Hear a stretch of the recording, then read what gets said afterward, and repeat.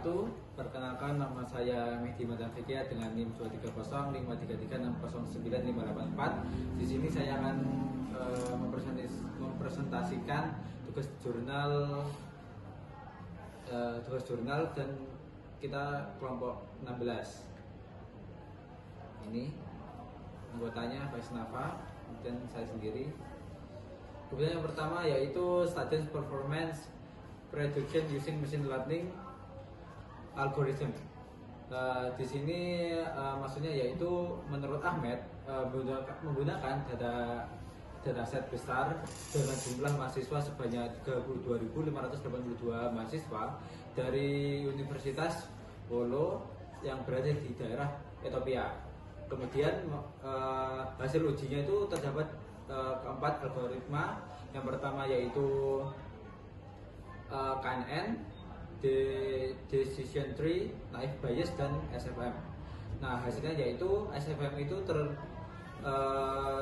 terdapat mencapai akurasi tertinggi yaitu 96%. Kemudian yang kedua yaitu Naive Bayes, yaitu sebanyak 83,3%. Kemudian yang ketiga itu menggunakan metode K-means clustering yang dipakai untuk menemukan faktor signifikan seperti gender, wilayah, dan ujian masuk. Kemudian tantangannya yaitu pendidikan modern pada saat ini itu menghadapi kesulitan guna untuk memprediksi kinerja mahasiswa yang menonjol itu.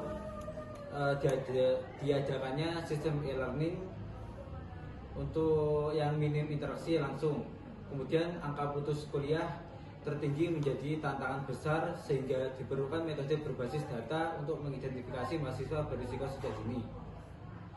Kemudian terdapat yang ketiga yaitu data mining. Hasil dari penelitiannya itu membuktikan bahwa data akademik dapat digunakan untuk prediksi kinerja secara akurat, membantu intervensi dini bagi mahasiswa yang berisiko gagal. Kemudian untuk menjadi dasar penerapan machine learning dalam sistem pendidikan. Assalamualaikum warahmatullahi wabarakatuh. Perkenalkan, nama saya Vaisnava Atmafiyardi, masih dari kelompok 16, melanjutkan penjelasan rekan saya Mehdi Madafikia yang membahas tentang jurnal 1. Di sini saya akan membahas tentang jurnal 2. Judul dari jurnal 2 yaitu Student Performance Prediction, a Co-Evolutionary Hybrid Intelligence Model tahun 2024. Jurnal ini menjelaskan bahwasanya model prediksi lama bias kurang transparan, sulit dijelaskan bagi guru. Penjelasan lanjutannya adalah prediksi kinerja mahasiswa seringkali hanya bergantung pada data akademik masa lalu dan algoritma machine learning kontroversial, konvensional. Hal ini menimbulkan masalah transparansi bias dan sulitnya interpretasi. Padahal keputusan pendidikan membutuhkan penjelasan yang dapat dipercaya oleh guru maupun mahasiswa atau siswa. Model prediksi yang ada juga jarang memasukkan faktor dinamis seperti perubahan perilaku belajar atau pengaruh lingkungan. Intinya adalah kurangnya efektif dari model prediksi lama bias. Lalu RLCHI digabungkan dengan reinforcement learning dan guru ahli memiliki akurasi yang cukup baik, yaitu sebesar 79,5%.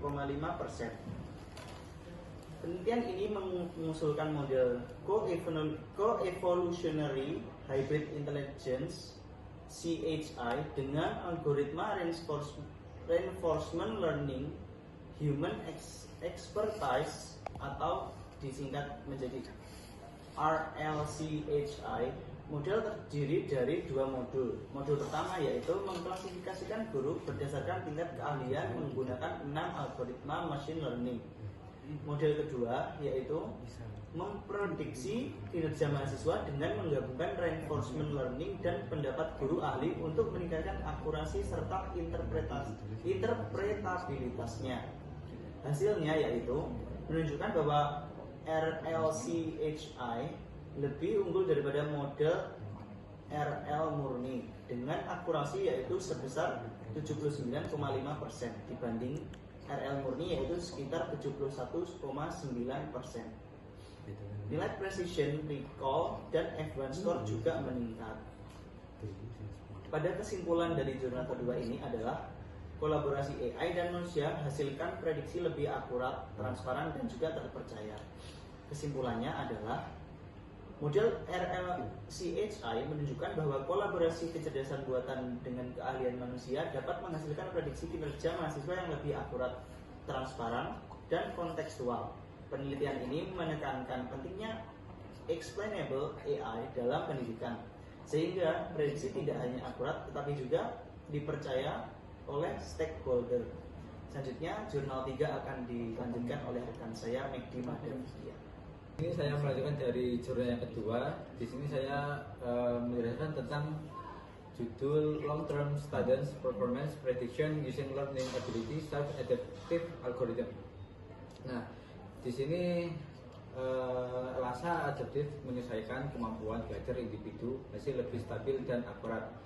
Maksudnya yaitu Learning Ability Self-Adaptive atau LASA algorithm itu memprediksi sebuah kinerja jangka panjang mahasiswa, kemudian dirancang untuk menyesuaikan kemampuan belajar individu dari waktu ke waktu, bukan sekedar memproyeksikan nilai masa lalu. Nah, tapi model ini menggabungkan dari analisis dinamika kemampuan belajar mahasiswa, kemudian adaptasi otomatis parameter dari prediksi.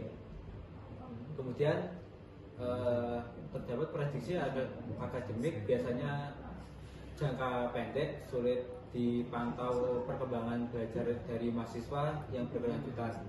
Maksudnya yaitu sebagian besar penelitian tersebut diprediksi dari kinerja mahasiswa yang berfokus pada hasil jangka pendeknya, misalnya dari nilai ujian tertentu. Kemudian model tersebut itu kurang efektif untuk memantau perkembangan belajar mahasiswa dalam jangka panjang. Akibatnya, universitas itu sulit dalam mengantisipasi masalah yang akademik lebih awal dan gagal memberi intervensi yang berkelanjutan. Kemudian yang terakhir itu LASA efektif berprediksi jangka panjang yang mendukung intervensi dan kebijakan pendidikan adaptif.